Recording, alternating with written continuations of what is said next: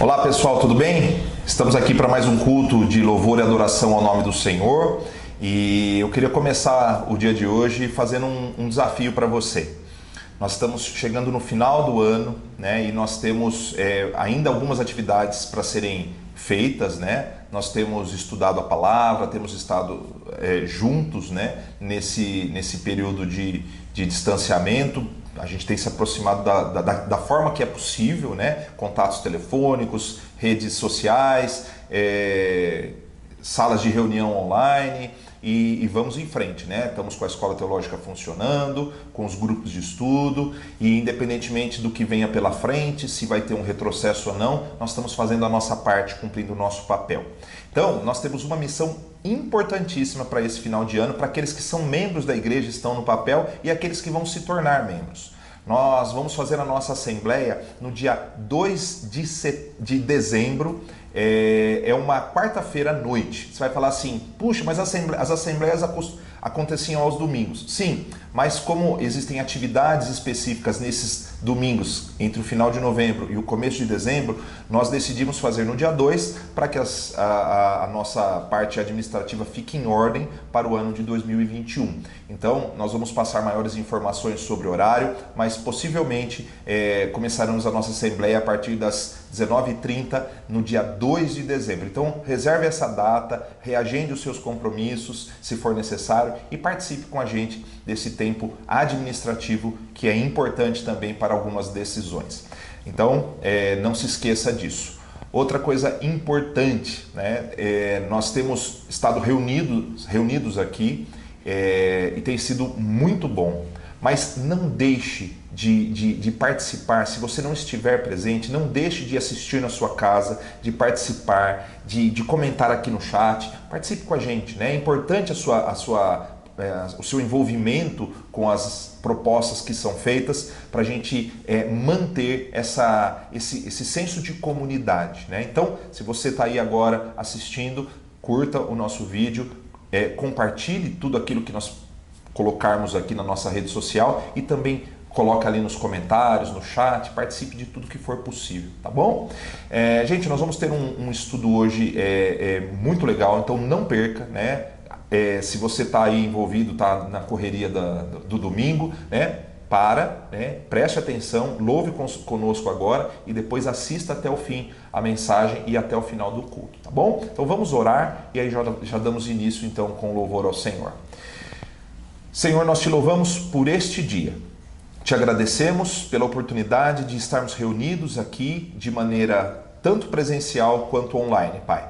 Abençoa as famílias, as pessoas que estão participando nas suas casas, fala aos nossos corações, aceita o nosso louvor e que nós possamos, ó Pai, sairmos mais fortalecidos no dia de hoje e desafiados. Nós oramos agradecidos em nome de Jesus. Amém.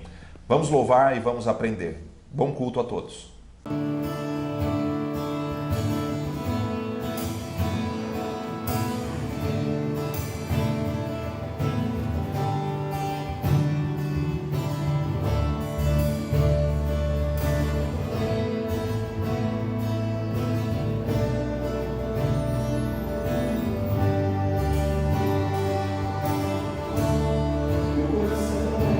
Fechado, esse não tinha solo largado.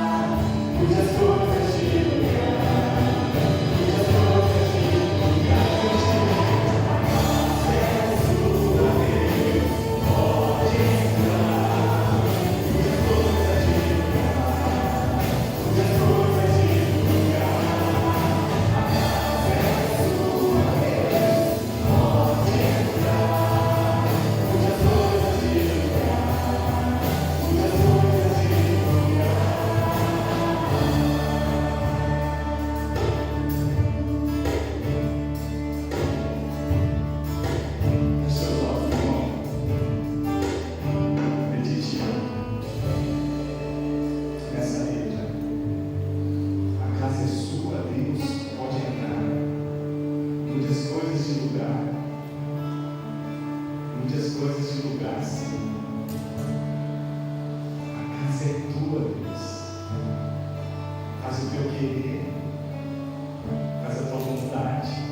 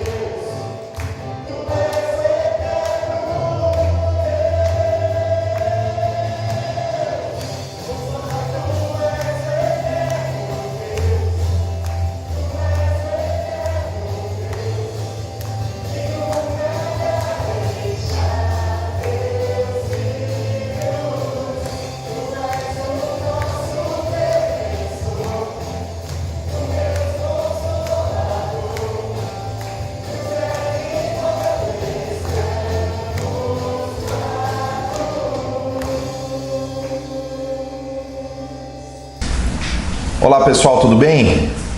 Estamos aqui mais uma vez para aprendermos um pouco mais das Escrituras. E neste ano eu tenho navegado bastante pelas águas do Antigo Testamento, né? Temos visitado vários ensinamentos que o Senhor nos deixou por meio do seu povo Israel. No entanto, hoje eu vou me debruçar no bem conhecido Evangelho de Lucas, um dos livros que apresentam a trajetória de Jesus. Mas antes de entrar propriamente no texto, eu quero contar um pouco do que aconteceu na nossa aula desta semana da Escola Teológica. Para quem não conhece, a Escola Teológica Batista Livre é o nosso seminário onde nós nos aprofundamos um pouco no conteúdo bíblico e alguns irmãos têm se formado e exercido seus ministérios a partir do preparo que nós oferecemos. Nós fizemos um estudo do livro de Eclesiastes e ao invés de seguirmos aquele roteiro comum de olharmos a apostila, Nós começamos com a leitura de uma obra a respeito do livro de Eclesiastes e depois abrimos a Bíblia e fomos versículo, não versículo por versículo, mas alguns versículos do livro, fomos estudando e tentando aplicar à nossa vida os ensinamentos apresentados pelo autor de Eclesiastes, que possivelmente foi Salomão. E alguém disse que o estudo de Eclesiastes ele é como se estudássemos um texto pessimista, trágico, adicionada à fé, ao conteúdo, né? Então, ele é um texto, sim, que pode dar a impressão de ser trágico, pessimista, triste, né? Ressentido, pode dar essa impressão, mas ele não necessariamente tem a ver com pessimismo ou tristeza, mas com uma certa dose de realismo. E eu fico a pensar naqueles cultos que parecem celebrações de autoajuda profundamente humanistas, em que o pregador abra no livro de Eclesiastes. Muito possivelmente seria um balde de água fria naquela mensagem de coaching, né, que é apresentado em alguns cultos dos dias de hoje, né? Seria como chegar numa festa de casamento e dar uma notícia muito triste e achando que tudo ia continuar numa boa, né? Não, diante de uma festa nós queremos boas notícias e não gostamos de notícias tristes. Talvez você já tenha tido essa experiência de, no meio de uma celebração, receber uma notícia triste e tudo muda, né? E de fato, quando nós vivemos esse êxtase evangélico da atualidade, ao abrirmos no livro de Eclesiastes, nós somos expostos a uma verdade nem sempre agradável, verdades angustiantes muitas vezes e que confrontam essa mentalidade de êxtase que tem sido vista, né, no movimento cristão. O fato é que nem todos nós estamos prontos para lidarmos com a verdade nua e crua, né? E aí nós procuramos subterfúgios para conseguirmos prosseguir a nossa vida. As drogas, por exemplo, são uma forma de encontrar algum grau de alívio para aquele momento. O álcool constante também é uma forma de você sair da realidade, da dor, né? E encontrar algum tipo de recurso que o ajude a continuar. As pessoas têm usado a droga, o álcool, que é uma droga lícita. Alguns usam o lazer como forma de aliviar a pressão do dia a dia. E existem as coisas ruins, como as drogas, né, o vício no álcool. E existem coisas boas, como o lazer e até mesmo a religião, que tem sido nada mais, nada menos do que subterfúgios para que a gente fuja um pouco da realidade, né, da angústia da vida. Outro exemplo que nos faz fugir da realidade é o ativismo. Você já deve ter conhecido pessoas que não ficam paradas por muito tempo, né? Elas têm as suas atividades de trabalho, elas têm o seu lazer, elas têm elas assumem responsabilidades em vários âmbitos e na maioria das vezes não são coisas ruins em si, né? Esporte, passeio, trabalho, né? Mas quando paramos para pensar, algumas dessas pessoas elas não gostam de pensar muito na vida, né? Porque quando a verdade se sobrepõe, essas pessoas não têm facilidade em lidar, né, com a dor, com a angústia da vida. E elas usam o ativismo como uma forma de fugir da realidade. Voltando ao contexto atual, eu dei esse passeio, vocês vão entender por quê. Nesse tempo de afastamento, né, de não normalidade por conta da pandemia, algumas pessoas podem até ter melhorado em algumas situações, mas boa parte das pessoas tem enfrentado uma irritação constante, um desespero, ansiedade, depressão, pois elas tiveram que adaptar as suas rotinas sem aqueles momentos de alívio. Eles se tornaram escassos, as saídas, né, o espairecer que a gente fala, né? E mesmo com o retorno nos últimos 2 meses a um certo grau de normalidade, o uso de máscaras, o medo de tocar nas pessoas, de entrar nos lugares e a insegurança nos passeios ainda nos fazem sofrer. E diante do sofrimento, nós temos alguns caminhos possíveis. Revolta. Revolta é uma das possibilidades de reação das pessoas diante do sofrimento, né? Da angústia. Né? Algumas pessoas têm demonstrado na atualidade um grau baixíssimo de tolerância. Uma outra reação possível é o desespero, né? E o descontrole emocional também tem sido visto em muitas pessoas. A indiferença, né? Algumas pessoas se adaptaram bem no antes, no durante, agora no pós-pandemia, mas eu chamo de indiferença o ato de sair, a atitude de sair deste momento sem tirar grandes lições, né? Voltam à sua normalidade, né? Essas situações podem coexistir ou ser processos, né? Alguns de nós podemos começar com desespero, revolta e apresentar um certo grau de indiferença, mas basicamente a quarta possibilidade seria demonstrar a humildade de aprender e de extrair lições com aquilo que nós temos passado. Parece simples, né? E eu não estou falando só da pandemia, mas de qualquer momento de luta. Parece simples, mas não é tão simples nós colocarmos Nós poderíamos encerrar o estudo aqui dizendo o seguinte: gente, tenham humildade para aprender com as lições que o sofrimento traz, seja ele pela pandemia ou qualquer outro tipo de doença ou de situação adversa. No entanto, não é tão simples assim. Todos nós temos um discurso que algumas vezes pode até ser bonito, mas nem sempre ele está em sintonia com as nossas ações, né? Como eu disse anteriormente, né, todos nós podemos ficar revoltados, desesperados, indiferentes e até mesmo demonstrar humildade para aprender em algumas circunstâncias, né? Mas muitas pessoas têm escolhido permanecer em caminhos muito perigosos. Estão construindo as suas histórias na fuga da realidade, pautando-se em inverdades. Um exemplo, né? Imagine que você acredite sinceramente que se você construir uma casa sob a areia do mar, ela vai resistir ao tempo e às intempéries do clima, né? Alguém já nos ensinou isso no Evangelho, né? Que entre construir a casa num alicerce sólido, num alicerce não sólido, traz resultados diferentes. Mas imagine que você acredite nisso. O mesmo acontece com aqueles que vivem uma vida pautada em verdades. Muitas vezes eles acreditam naquilo, mas eles desprezam os fatos como eles são, né? Há riscos na ação de revolta, há riscos no desespero, há riscos na indiferença. Uma hora nós desmoronamos. Há uma lógica simples, por exemplo, que nós podemos usar, uma lógica meio que instintiva, né? E que precisa ser analisada com cuidado. Imagine que você esteja num zoológico e você perceba que a jaula do leão se abriu e o leão ele sai faminto para fora da jaula. A reação normal e o correto a se fazer seria sair correndo, certo? Negativo.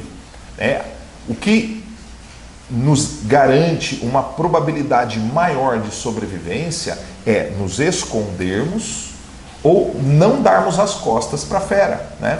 Então, nós não temos a garantia de que sairemos vivos, né, desta situação, mas nós aumentamos a nossa probabilidade, porque muito possivelmente o leão vai correr atrás daquele que saiu correndo, que não seja você o tolo, né? Então, não é uma regra para todos os animais, mas se você fizer uma pesquisa simples na internet, há caminhos para você tentar aumentar a probabilidade de resistir a um ataque de leão. No caso de um lobo pode ser diferente, no caso de um urso também pode ser diferente, mas nós precisamos analisar as situações ao nosso redor e agir com propriedade. Eu não sou especialista, mas se você fizer essa pesquisa, eu garanto que você vai encontrar dicas de como sobreviver a um ataque de um animal feroz. Mas não é o nosso ponto de hoje, né? O que eu queria dizer para vocês é o que nos parece óbvio em determinadas situações pode ser exatamente aquilo que nós não devemos fazer.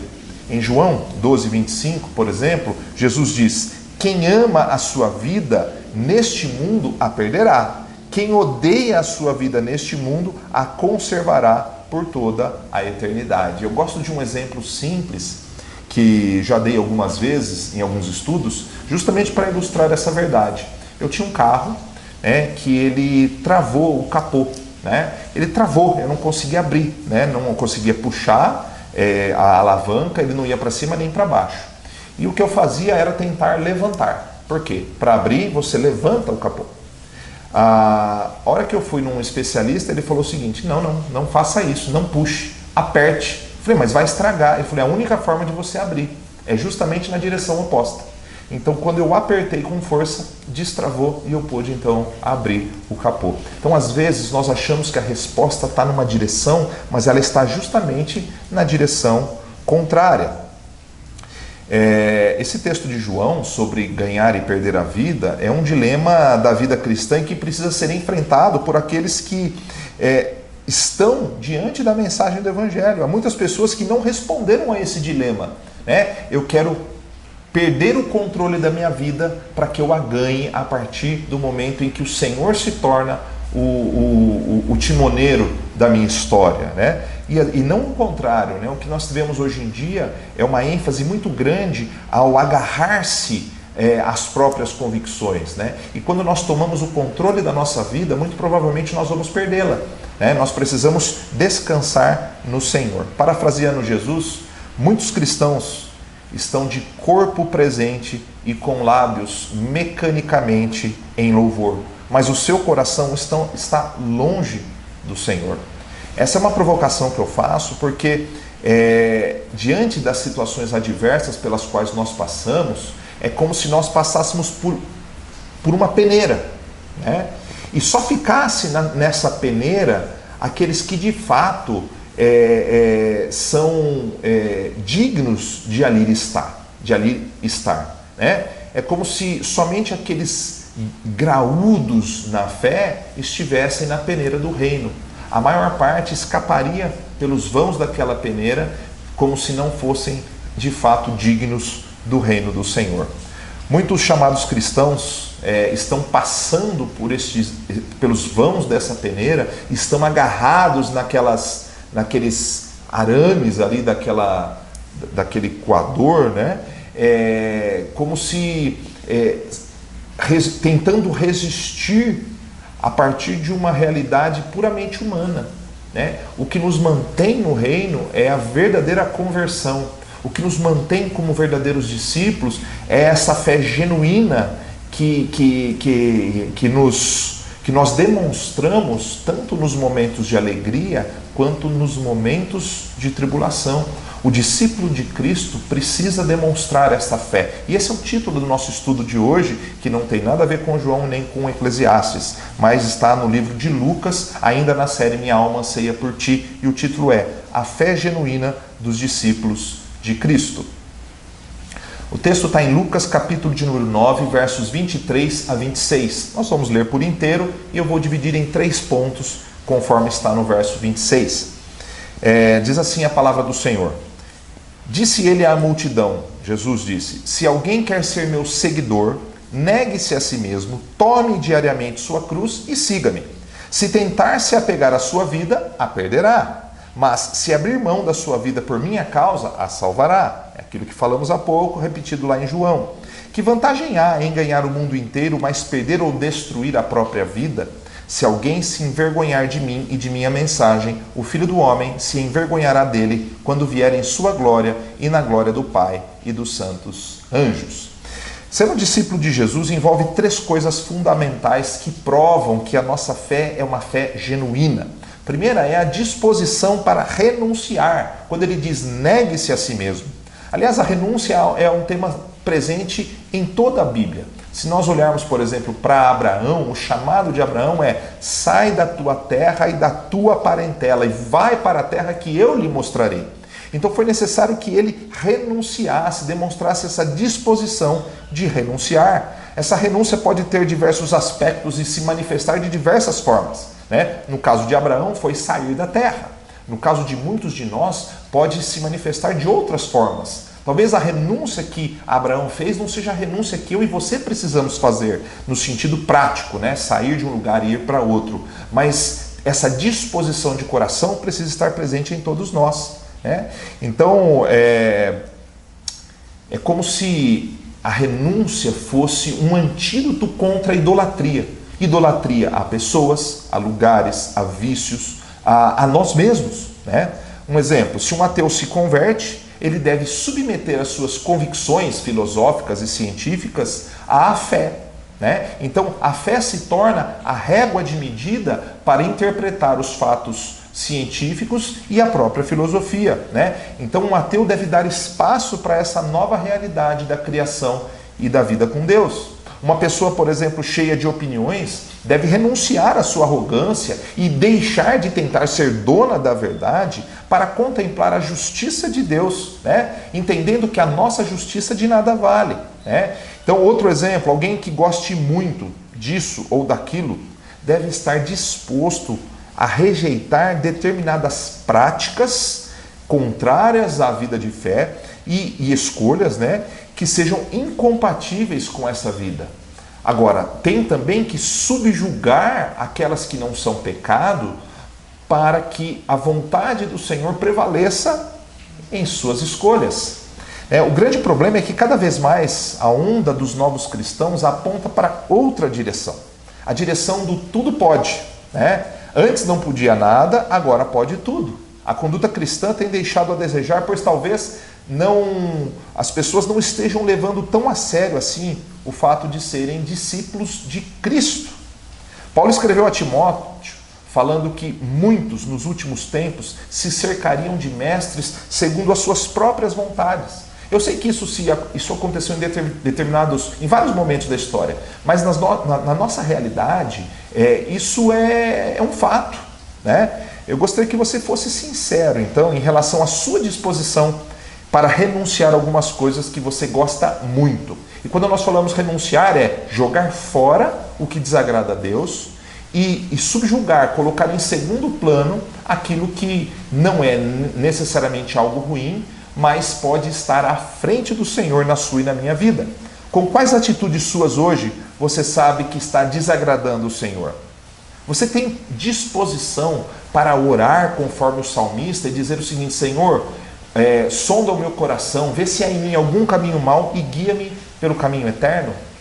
O evangelista Lucas, que nós estamos estudando, se nós passarmos lá para o capítulo 14, versos 26 e 27, ele diz assim, palavras de Jesus: se alguém que me segue amar pai e mãe, esposa e filhos, irmãos e irmãs, e até mesmo a própria vida mais do que a mim, não pode ser meu discípulo. E se não tomar a sua cruz e me seguir, não pode ser meu discípulo. Então pense naquilo que você faz, que está acima da vontade de Deus na sua vida. Primeiro ponto, disposição para renunciar.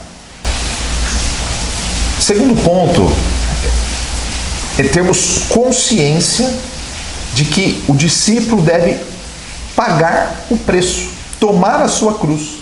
Nós vivemos um tempo em que estamos muito acostumados a exigirmos os nossos direitos. Fala-se muito que a nossa Constituição, por exemplo, a Constituição Cidadã, é uma Constituição que, tendo sido elaborada depois do período do governo militar e da ditadura militar, ela atribuiu às pessoas muitos direitos e pouquíssimos deveres. Mas o fato é que, desde então, a sociedade ela tem crescido nesse discurso. A mentalidade das pessoas é: eu vou buscar os meus direitos. E não está errado, né? Buscar os direitos, joia, ok. Mas eu quero saber quando nós vamos debater sobre os nossos deveres, né? O final do século anterior realçou muito essa visão humanista e hedonista de direitos ilimitados, em especial dentro do movimento cristão. Então, no meio cristão, isso se deu pela chamada teologia da prosperidade e movimento da confissão positiva, né? Que gerou, por exemplo, canções como Restitui, eu quero de volta o que é meu, traz de volta o que é meu, né?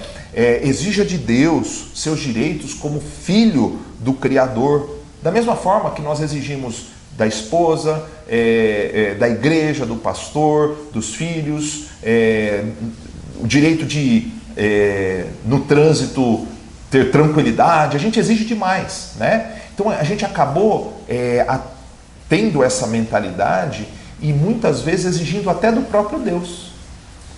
Mesmo que a gente não verbalize essa exigência, pode ser que interiormente nós estejamos hoje revoltados com o Senhor porque Ele não nos concedeu isso ou aquilo.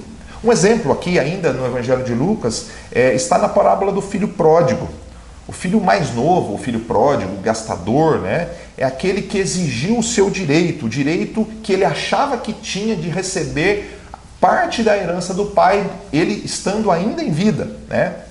O filho mais velho, que ficou com o pai, diferentemente do que alguns podem pensar, ele também exige do pai que não perdoe e não restitua aquele filho libertino para o seio familiar, né? Foi um irmão gastador, então por que ele vai ser restaurado ao seio familiar e com as honrarias de um filho genuíno?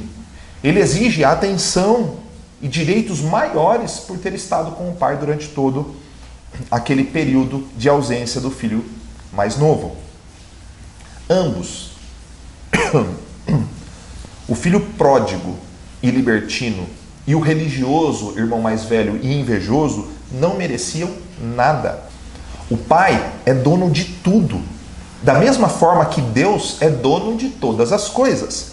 Em nossa relação com o Senhor, exigir os nossos direitos é fazer papel de bobo, pois se o Senhor nos desse, de fato, o que nós merecemos, o que é nosso, Ele nos daria a condenação. Seríamos fulminados imediatamente por causa dos nossos pecados.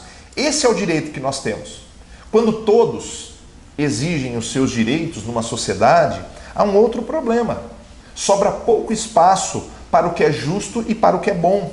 Acordos se tornam impossíveis e o povo sofre. Um exemplo disso tem acontecido na nossa política, né? Essa guerra polarizada demonstra que as pessoas estão pouco preocupadas com o povo e mais com o poder.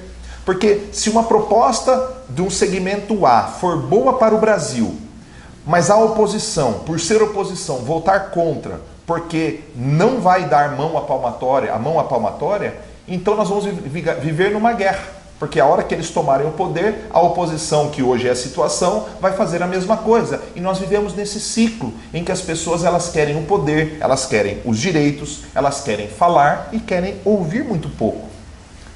Não há disposição para muitos cidadãos hoje renunciar aos seus direitos e se apegar ao serviço, aos deveres.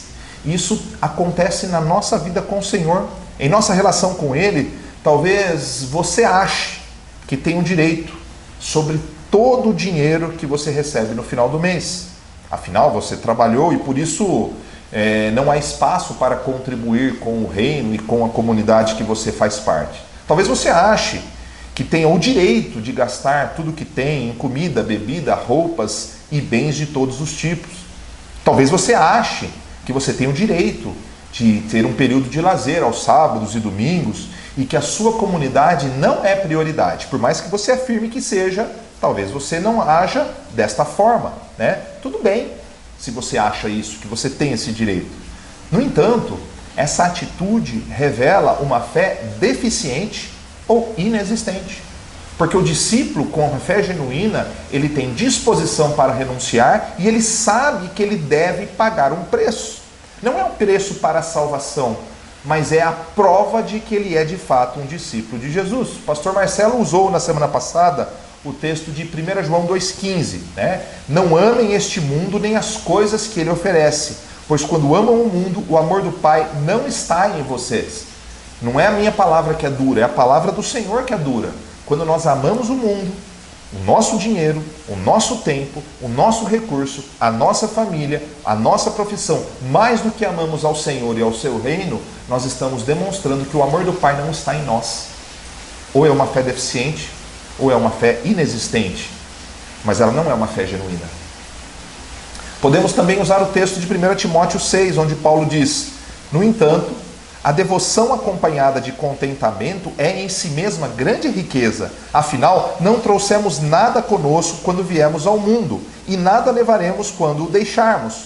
Portanto, se temos alimento e roupa, estejamos contentes, satisfação, contentamento, pois o amor ao dinheiro é a raiz de todo o mal. Você, porém, que é um homem de Deus, fuja de todas essas coisas más, busque a justiça, a devoção e também a fé, o amor, a perseverança e a mansidão. Lute o bom combate da fé, apegue-se firmemente à vida eterna para a qual foi chamado e que tão bem você declarou na presença de muitas testemunhas. O que Paulo está falando para o seu discípulo Timóteo é o seguinte, que a sua fé não fique apenas em palavras, mas que gere atitudes e ensine isso às pessoas. Porque o que elas têm feito é amado mais a si mesmas do que ao próprio Deus. A pergunta é muito simples. Você tem tomado diariamente a sua cruz? E Lucas faz esse trabalho muito bem feito, quando ele diz tome diariamente. Outros evangelistas não usam essa expressão. Porque esse é um desafio para nós todos os dias. É um desafio a cada manhã, é a cada momento da nossa história. Porque muitas vezes nós estamos num momento de dor, buscamos ao Senhor, Ele nos ajuda, e depois que Ele nos ajuda, nós vamos nos esquecendo gradativamente. Ou o oposto, né? Algumas pessoas estão com o Senhor enquanto está tudo bem, as coisas começam a ir mal, as pessoas vão abandonando o Senhor, porque as coisas não estão saindo do jeito que elas querem. Mas amar a Deus acima de todas as coisas é estar disposto a pagar o preço de ser um verdadeiro discípulo, seja no dia bom ou no dia mau. E para a gente finalizar, o terceiro ponto, ele fala, siga-me.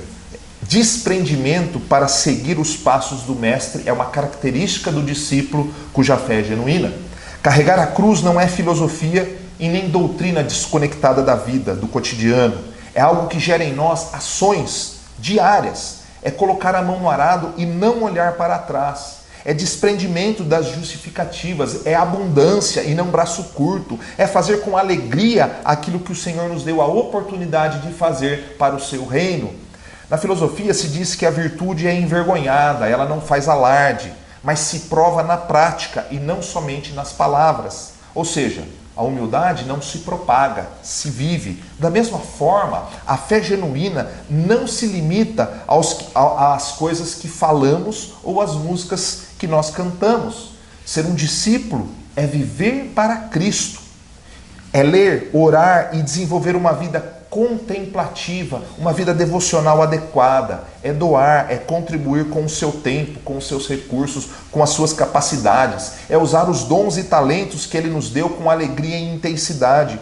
É perdoar os que nos magoaram e pedir perdão aos que nós ofendemos. É consertar hoje os relacionamentos feridos. É estar disposto a caminhar um pouco mais até que o outro aceite a sua condição de pecador e esteja disposto a restaurar os relacionamentos com você.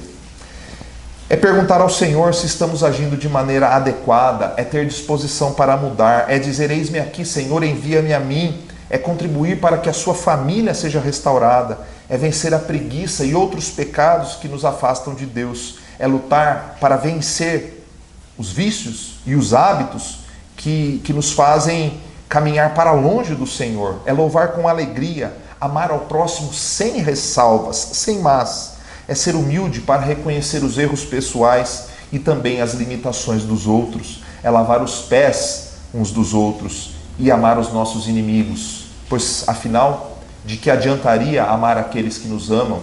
Jesus nos ensinou isso. É andar consciente de que Cristo está conosco e que um dia Ele voltará. Aliás, Ele pode voltar a qualquer momento.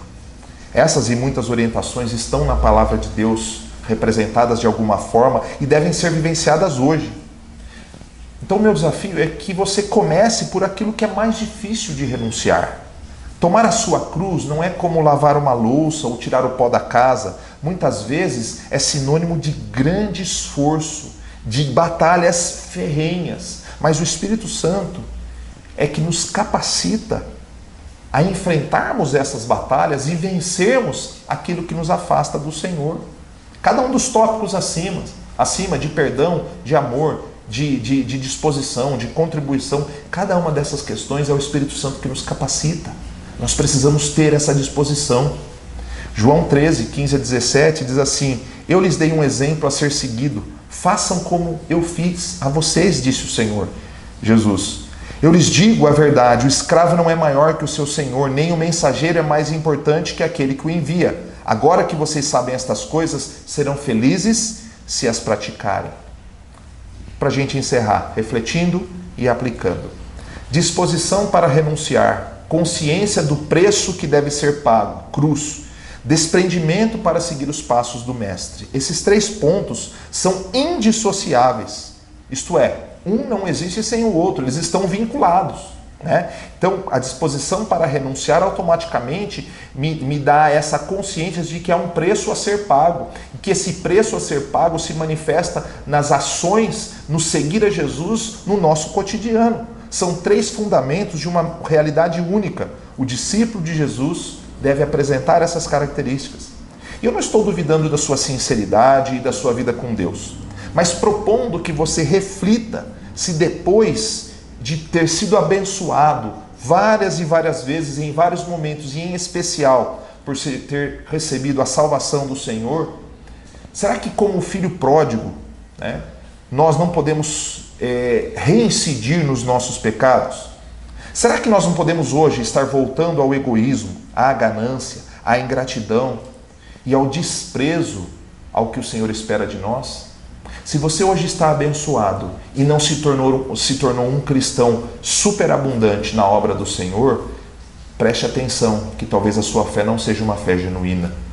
Se você está no momento de luta, está revoltado com Deus, preste atenção se talvez a sua fé realmente é uma fé verdadeira e genuína, porque Ele está conosco todos os dias e nós devemos estar dispostos a renunciar o nosso orgulho, a nossa ganância,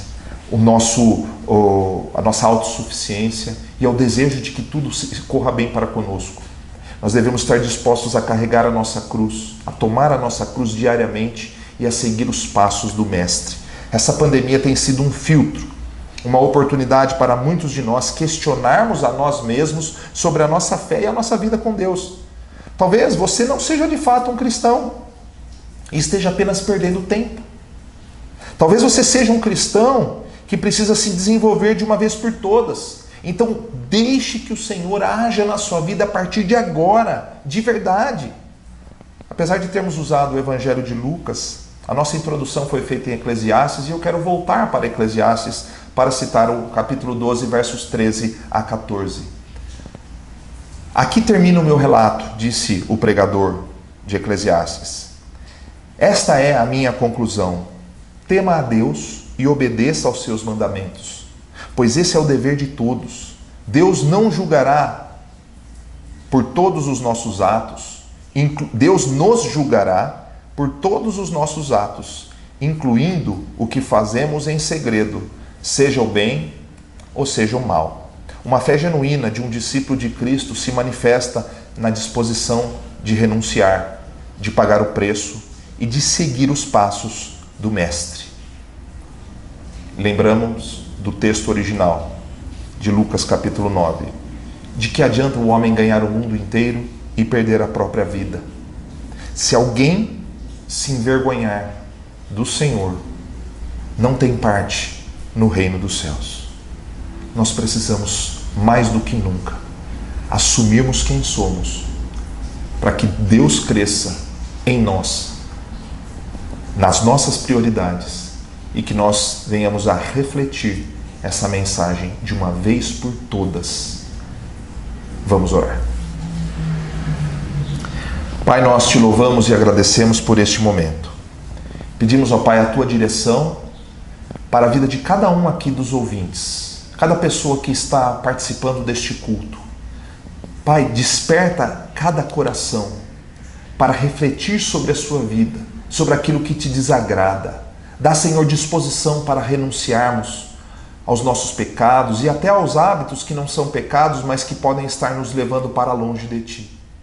Ajuda-nos a priorizarmos o Senhor, a tomarmos a nossa cruz diariamente e seguirmos os passos do Mestre. Esteja com a nossa comunidade, fortaleça a nossa igreja, fortaleça as famílias da nossa igreja. Que nós, de fato, ó Pai, sejamos cristãos dedicados à Tua obra e à missão que o Senhor nos deu. Despeça-nos em paz hoje, em nome de Jesus. Amém e amém. Deus abençoe.